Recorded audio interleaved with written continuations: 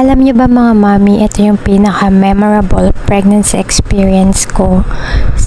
Yung pang 5th baby ko na to, pero yung pakiramdam, parang first pregnancy ko to. Grabe yung paglilihi ko dito mga mami. Hindi pong araw-araw, napakasama na pakiramdam ko, yung feeling ko.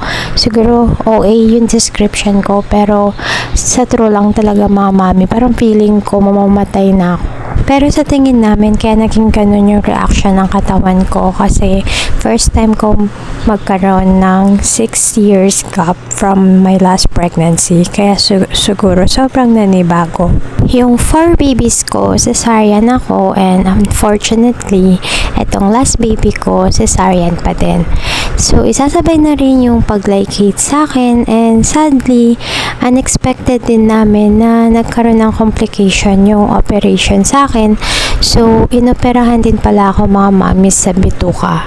Yung small intestine ko kasi nakaharang dun sa paglalabasan ng baby. So, kailangan nila yun putulin at ibalik kung saan talaga siya nakapwesto. Hindi masyadong clear yung explanation kung bakit siya napunta dun. Pero one possible reason daw is hindi ako nagkikilos after ng operation ko from my last pregnancy. Yung mga oras na to, mixed emotion yung nararamdaman namin ni Daddy. Masaya kasi finally nakita na namin yung baby namin and healthy siya, walang any complication. Pero stress din kasi yung tipong pumunta kami ng hospital na sobra yung dala naming pera. Pero dahil nga sa naging operasyon ko sa bituka, kinulang pa yung dala namin. So, naghanap pa talaga kami ng mga taong mahihiraman. And paglabas namin, problema din namin kung paano namin masusurvive yung isang buwan. Kasi yung budget namin para sa isang buwan, na isama din namin pambayad sa hospital bill ko. Kaya hindi ko makakalimutan yung experience na to. Sobrang dami naming na-realize and natutunan ni Daddy. Nakilala namin yung mga tao sa pamilya namin na hindi kami pababayaan sa ganitong sitwasyon. Pati sa mga kaibigan namin na handa tumulong sa amin. Nakakalungkot lang kasi kung nakilala namin yung mga taong totoong nagmamahal sa amin, nakilala din namin yung mga taong iiwan kami sa gantong sitwasyon.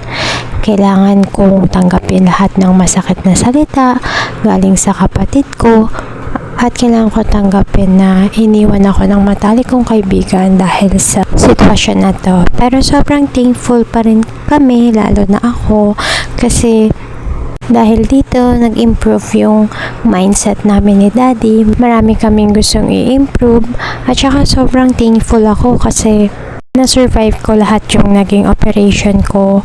Feeling ko binigyan ako ng another chance ni Lord para mabago ko yung buhay ko. Sabi nga ng surgeon ko sa bituka, buti na lang small intestine lang yung dumikit. Kasi kung yung large intestine yun, mas mahihirapan daw ako kasi kakailanganin ako lagyan ng parang bag na nakadikit sa tiyan ko. Yung small intestine daw kasi mas madaling mag-heal. Nakakatawa pala si Daddy dyan kasi kahit 6 years ago na nung nagbihis siya ng baby, natatandaan niya pa rin pala at alam niya pa rin yung gagawin. Sobrang tagal nga lang bago niya matapos mabihisan si baby. Buti na nga lang din at good mood yang si baby namin. Sobrang behave naman niya kasi hindi naman niya pinahirapan si Daddy. Hindi nga siya umiyak niyan kahit ang tagal-tagal niya nang nakahubad dyan. At yung mga gamit, kahit sobrang organized na yung ginawa ko, sobrang gulo pa rin, halos lahat nakalabas. Pero nakakaawa din si Daddy dyan kasi grabe yung puyat tsaka stress niya nung mga panahon na yan. Sobrang saya ko dyan kasi after 2 days yan yung first meal ko. Pero Jelly Ace lang yung pwede kasi naka-liquid diet pa rin ako. Sobrang kalat ng room kasi talaga lahat ng gamit na ilabas ni Daddy. And ayan, binidyo ko na nga yung itsura ko dyan para matandaan ko, and tingnan natin yung magiging pagbabago sa ating Balik Alindog program, diba?